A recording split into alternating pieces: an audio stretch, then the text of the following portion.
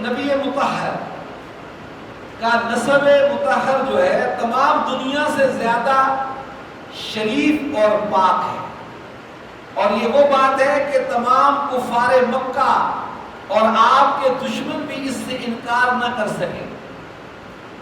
ابو سفیان نے بحالت کفر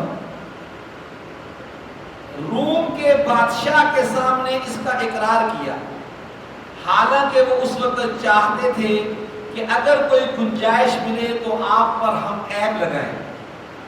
قرآن کہتا ہے لقد جاءکم، وہ جو میں نے آج تلاوت کی، لقد جاءکم رسول من انفسکم عزیز علیہ ما عنتم حریص علیکم بالمؤمنین رؤوف رحیم۔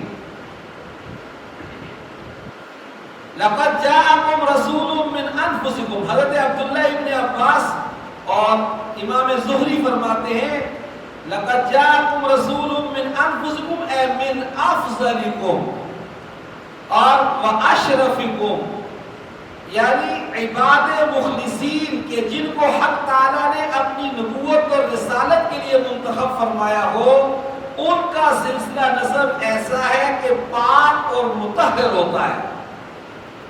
جن کو اللہ تعالیٰ نبوت عطا کرتے ہیں نا، ان کا نسب انتہائی پاکیزہ ہوتا ہے، انتہائی پاک، اس میں کسی قسم کی کوئی اور امیزش نہیں ہو سکتی اس پورے نسب۔ آپ اس سے اندازہ لگائیں، حضور سرور کونین صلی اللہ علیہ وسلم سے حضرت اسماعیل علیہ السلام تک تقریباً 22 پشتیں بنتی ہیں، 21-22 پشتیں۔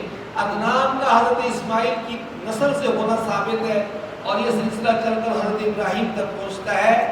یہ کیا آدم علیہ السلام سے لے کر حضور صلی اللہ علیہ وسلم جس سلب میں، سلب کہتے ہیں پیٹھ کو، مرد کی پیٹھ میں اولاد کا عنصر ہوتا ہے، اور عورت کے سینے میں جس اور رحم میں امانت ہوتی ہے، تمام رحم بھی پاکیزہ اور تمام سلب بھی پاکیزہ ہے۔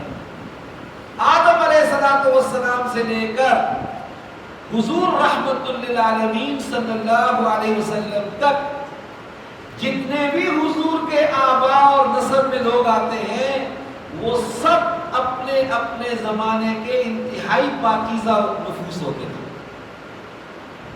اور ہر قسم کی آمیزش سے اور ہر قسم کے ایسے معاملات سے صاف ستھرے اور پاک ہو۔ یہ بات سمجھ میں آ رہی ہے؟ آپ کا نسب مبارک یہ ہے بھائی، سن لیجئے۔ ابو القاسم حضور صلی اللہ علیہ وسلم کی کنیت ہے، محمد بن عبداللہ بن عبد المطلب بن ہاشم بن عبد مناف بن قصی بن کلاب بن مرہ بن کعب بن لوئی بن غالب بن فہر بن مالک بن کنانہ بن مالک بن نظر بن کنانہ بن خزیمہ بن مدرکہ بن الیاس بن مضر بن نزار بن معد اور بن عدنان۔ یہ 21 واسطے پشت کے عدنان تک ہیں، اور حضرت عدنان کا حضرت اسماعیل علیہ السلام کی نسب سے ہونا یہ ثابت ہے۔ تو حضرت اسماعیل علیہ السلام تک، یہ عدنان تک 21ویں پشت ہے، تو یہ 21 سلسلے آتے ہیں۔ پہلے 4 کا جاننا تو ازحد ضروری ہے۔ محمد صلی اللہ علیہ وسلم، پڑھ لیجیے سب، محمد صلی اللہ علیہ وسلم بن عبداللہ بن عبد المطلب بن ہاشم، بس یہاں تک جاننا تو ضروری ہے، بہت ضروری ہے۔ اپنے والدین کے نسب سے زیادہ ایک ایمان والے کو اپنے نبی کا نسب نامہ یاد کرنا ضروری ہے، یہ اس کی ایمانی غیرت کا تقاضا ہے۔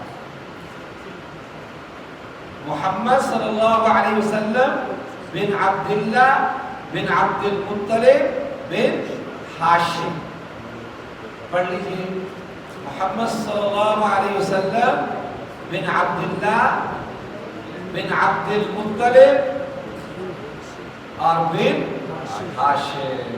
جزاکم اللہ خیر۔